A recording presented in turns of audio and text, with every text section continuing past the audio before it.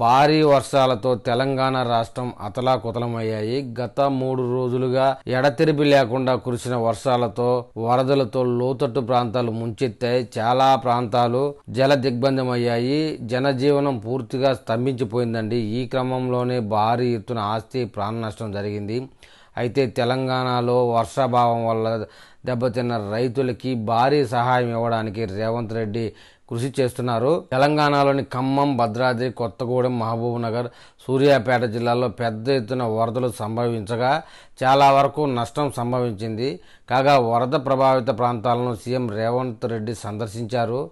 ఈ సందర్శనలో ఆయన తీసుకున్న నిర్ణయం ఏంటంటే, పశువులు చనిపోయిన, రైతులు పంట రూపంలో నష్టపోయిన, మేకలు గొర్రెల ద్వారా నష్టపోయినా కూడా వాళ్ళకి నష్టపరిహారం ఇవ్వాలని చెప్పేసి ఆయన నిర్ణయం తీసుకున్నట్లుగా చెప్తున్నారు. ఈ క్రమంలోనే అధికారులకి ఆయన కీలక ఆదేశాలు జారీ చేశారండి. వరదలకు పశువులు మరణిస్తే పరిహారం పెంచాలని సీఎం రేవంత్ రెడ్డి అధికారులను ఆదేశించారు. పాడి గేదెలు చనిపోతే ఒక్కో పాడి గేదెకి 50,000 రూపాయల చొప్పున పరిహారం ఇవ్వాలని, గొర్రెలు మేకలు చనిపోతే 5,000 రూపాయల చొప్పున ఇవ్వాలన్నారు.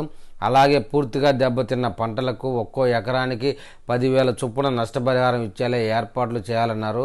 వెంటనే బాధిత కుటుంబాలకు సాయం అందించాలని హుకుం జారీ చేశారండి. ఈ సాయం వారం 10 రోజుల లోపల ప్రజలకు అందుతాయని చెప్పేసి అధికారుల వర్గాల ద్వారా సమాచారం. మరి ఈ విషయమే మన తెలంగాణ రైతులు ఏమని కామెంట్ చేస్తారో చూద్దాం.